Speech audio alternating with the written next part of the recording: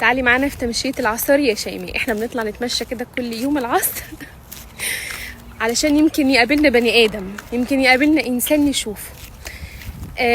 انت شايفه في حد بيرش قدام بيته بميه؟ نو. تعالي كده نشوف في حد بيرش. ده مفيش حد في الشارع اصلا، مفيش بني ادمين، مفيش عربيات ماشيه. بيتشمسوا في الباك يارد ورا بيوتهم، هم واخدين راحتهم.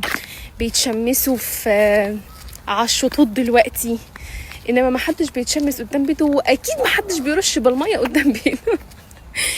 نظام نرش بالميه ده مش هنا. احنا طالعين نتمشى، بنحب نتمشى واخدها كده طقس انا والولاد. كل يوم ما نلاقي كده يعني اليوم حلو والشمس حلوه فيه، نطلع كده نتمشى تمشيه. وفي ايس كريم في اخر الشارع، ممكن نبوظ التمشيه بايس كريم. فهو ده اللي احنا بنعمله. بس في عربيه معديه اهي، الحمد لله ظهرت عربيه.